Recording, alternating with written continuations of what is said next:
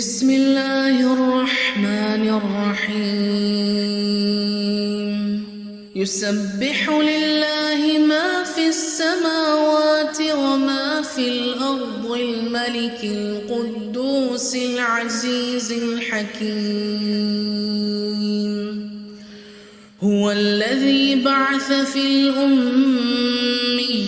رسولا منهم يتلو عليهم آياته ويزكيهم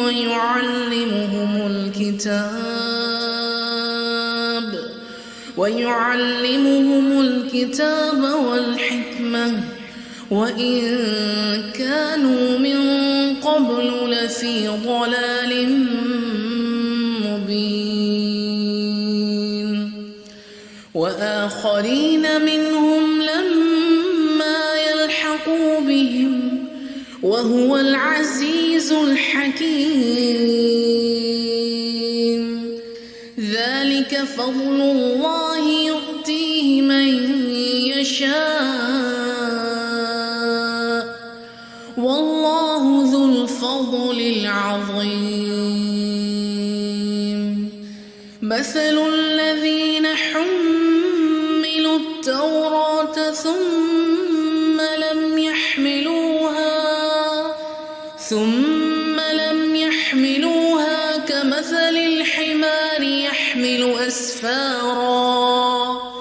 بئس مثل القوم الذين كذبوا بآيات الله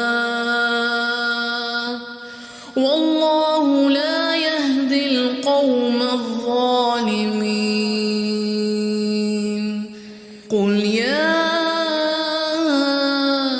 أيها الذين هادوا إن زعمتم أنكم أولياء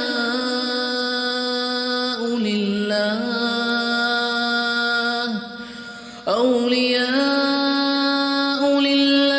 من دون الناس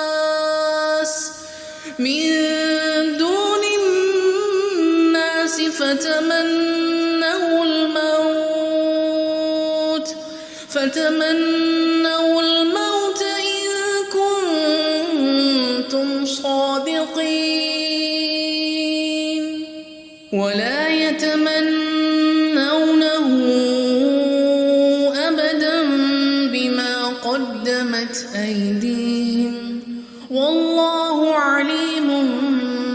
بالظالمين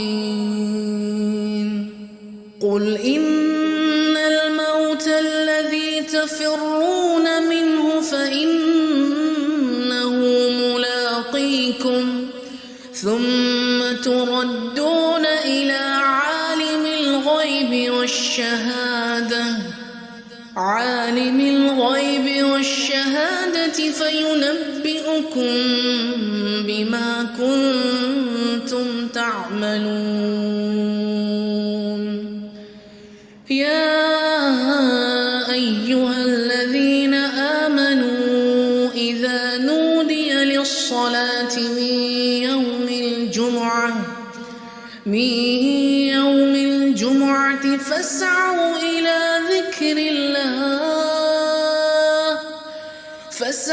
إلى ذكر الله وذروا البيع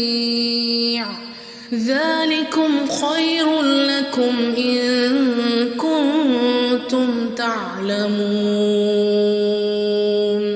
فإذا قضيت الصلاة فانتشروا في الأرض وابتغوا من فضل الله واذكروا الله كثيرا لعلكم تفلحون وإذا رأوا تجارة أو لهوا انفضوا إليها وتركوك قائما قل ما عند الله خير